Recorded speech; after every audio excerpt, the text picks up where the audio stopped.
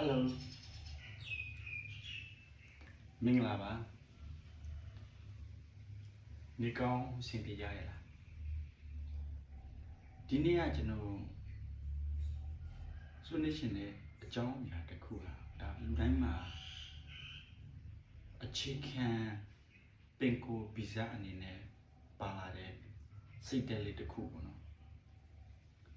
ဒါမှအဲ့ဒီဟာကြီးလာတာနဲ့အများတဖြည်းဖြည်းနဲ့ပြန်ပြီးတော့တင်ကိုပြတ်ပွေလို့နီးပါဖြစ်လာတယ်။ဘာဖြစ်လို့ဆိုတော့ဒီပတ်ဝန်းကျင်ကလူတွေရဲ့မဖြစ်နိုင်ပါဘူး။မင်းကအဲ့လောက်အစွမ်းစားရှိလို့လား။မင်းကရေရှင်းမမိပါဘူးအဲ့လိုမျိုးစကားတွေကြောင်းကိုစူးစမ်းမှုတွေရက်တန့်ပြီးတော့ချီတုံချတုံဖြစ်ရတဲ့အခက်အခဲတွေရှိမှာပေါ့နော်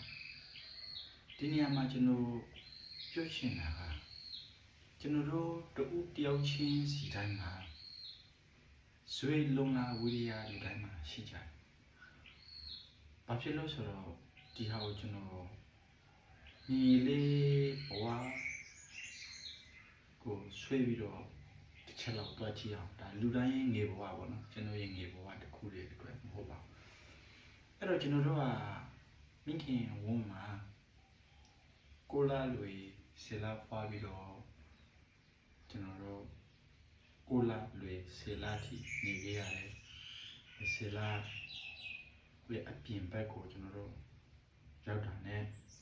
ဒီမိခင်ရဲ့ဝန်းဘက်ကနေကျွန်တော်တို့ထွက်လာဘူးနော်အဲ့ဒီအချိန်မှာဆိုကျွန်တော်တို့ကဘာမှမတိဘာမှ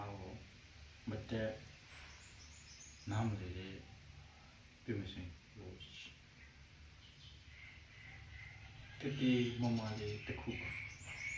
အဲ့တော့ဒီကလေးကမိခင်ရဲ့ပိတ်ထရနဲ့စားပြီးတော့ထွက်လာတယ်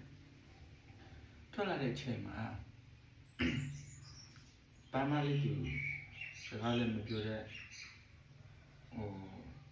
ထိုင်လည်းမထိုင်တဲ့သူပလက်ကလေးအနေထားတစ်ခုပဲလူကဒီတိုင်းထားလိုက်ဒီတိုင်းလေးပဲအဲ့တော့ပလက်ကလေးအနေထားကနေပြီးတော့မိခင်ကသူ့ကိုလှုပ်ရှားလေးတိတ်မယ်သူ့အတွက်အာဟာရဖြစ်မဲ့